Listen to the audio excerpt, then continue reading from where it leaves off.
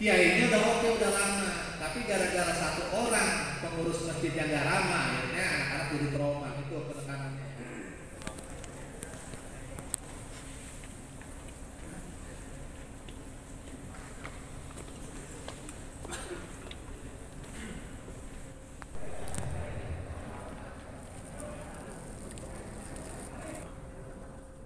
Mohon maaf sekali, ini semua guru-guru saya.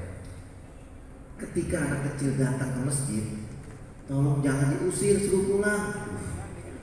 Berisik lu bocah, pulang. Sampai rumah, betul gak? Sampai rumahnya, kenapa gak sholat?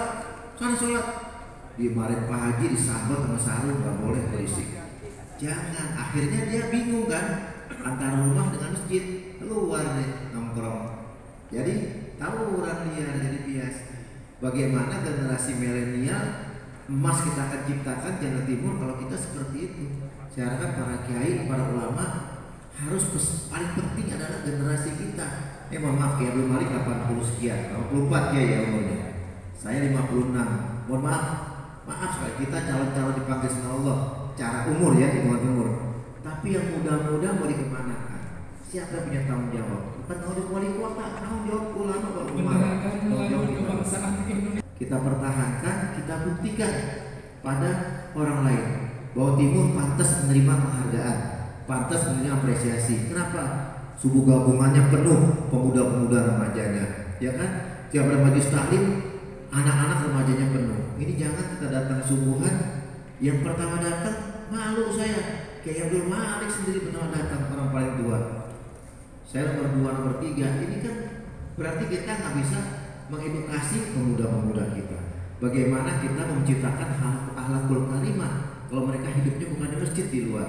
Makanya saya gandeng Ketua DMI Kiai Nur Bulan tanggung jawab sama saya. Ya Pak Wali, kita lakukan pembinaan umat, kita lakukan pembinaan dai-dai muda supaya setiap memberikan pencerahan di masjid tidak provokatif. Kita nggak usah ngurusin orang lain, ngurusin umat kita aja, ngurusin generasi kita. Gak usah ngatain pemerintah, apa nggak ada manfaatnya. Rasulullah nggak pernah caci maki orang kok.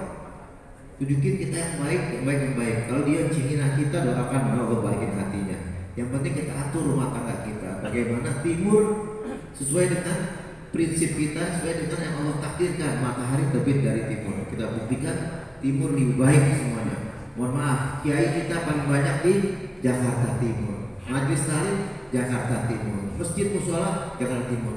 Masa sih kita nggak bisa membina umat yang jumlahnya 3.200.000? Saya sendiri akan sanggup tanpa dukungan para kiai, para ulama yang ada di sini. Para kiai, para ulama, para kajian, masjid memiliki peran yang sangat strategis dalam menumbuh kembangkan kesadaran masyarakat untuk berpartisipasi mewujudkan lingkungan yang ramah anak di tingkat komunitas. Aktivitas keseharian yang dilakukan oleh masjid bersama-sama tokoh agama diantaranya peran pengasuhan dan pendidikan bagi anak-anak maupun orang dewasa dan keluarganya yang menjadi jamaah masjid. Ketika kita sholat tidak hadir, kira-kira ditanya nggak Kiai? Saya rajin di jamaah di masjid Kiai ini. Anwar kemana? Nggak ada tuh, nggak hadir tuh. Ya kan? Tapi kalau yang nggak pernah ke masjid, meninggalnya nggak ada yang tahu. Kecuali diumumin dan lain. Pantas dia nggak kenal masjid, pasti begitu bahasa orang. Karena apa? Agamanya apa? Muslim, tapi nggak kenal masjid. Tapi kalau kita sering bersama, jamaatul rahmah pasti rahmat Allah dari mana-mana. Ketika kita sakit, orang tengokin kita, ya kan? Bawain buah, bawain ini, doa dan sebagainya. Sekarang bagaimana kita mau ditengokin orang? Masjid kita kosong. Mohon maaf, masjid di timur bagus-bagus, mewah-mewah, tapi DKM-nya berperan secara masif ke bawah, ke masyarakat, ke grassroots. Harapan saya di pertemuan ini, pertama sosialisasi masjid ramah anak. Bagi yang punya masjid perlu biaya untuk perpustakaan, apa kita akan bantu. Nanti setiap masjid punya mainan anak-anak, permainan. Jadi jam 4 sore dia bisa main di masjid di halaman. Kita berikan edukasi permainan, kita berikan buku-buku agama untuk dia membaca. Ketika azan maghrib dia langsung sholat. Nanti setahun 2 tahun yang paling bagus itu kebiasaan.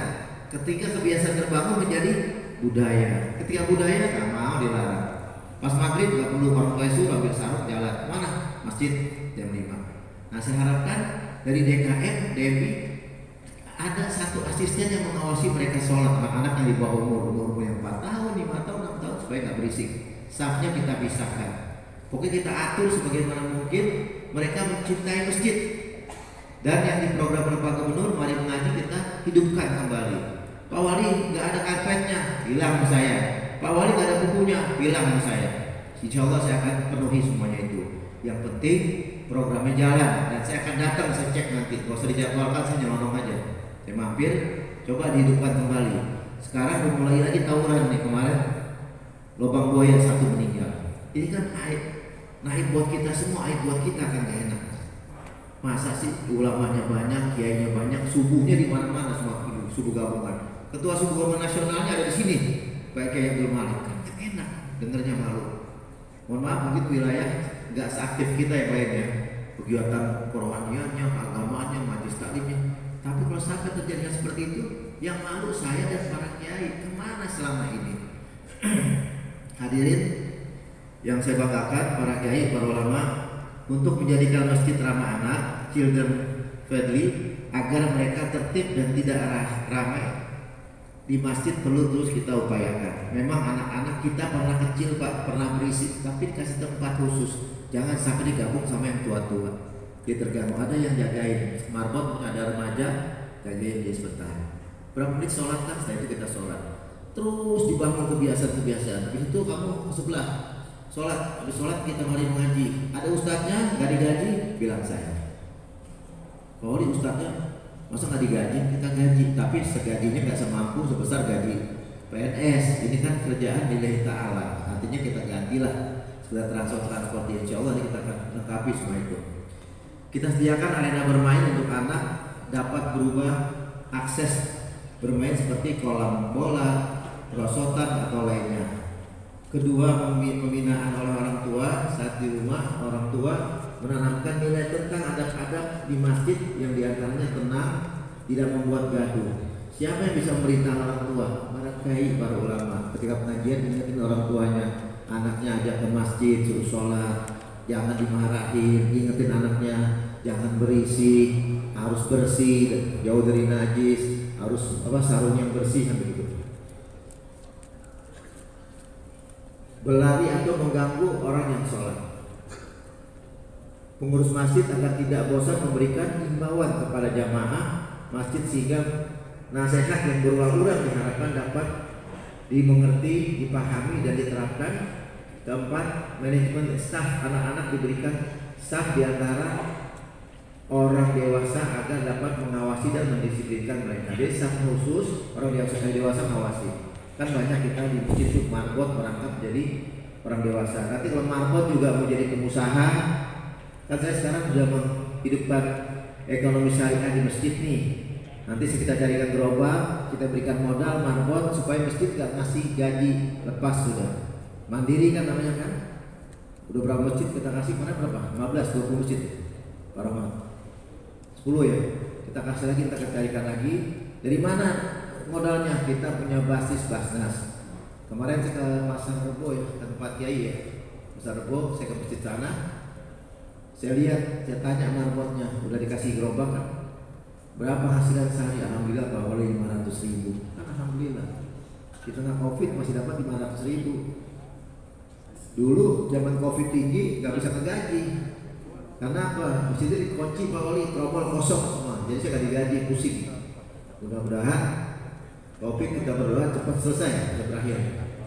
Para kiai, para ulama yang saya banggakan, oleh karena itu penting sekali membuat anak betah di masjid agar mereka menjadi generasi muda yang hatinya terpaut dengan masjid. Jika hati mereka sudah terpaut dengan masjid, kita tidak usah melarang anak-anak ke warnet, mall, tempat hiburan atau konser musik yang tidak penting. Kenapa? Mereka udah yakin diri terbentengi oleh masjid. Kalau usah dilarang, dia kan gak nyaman anak ke masjid, kita bisa gaji, kita bisa baca Al-Quran, bisa bermain dan sebagainya. Pada akhirnya kenakalan remaja dan perilaku penyimpang lainnya dapat diminimalisir, seperti terjadinya LBGT, terjadinya tawuran, narkoba, insya Allah akan terminimalisir. Para kiai, para ulama yang saya banggakan.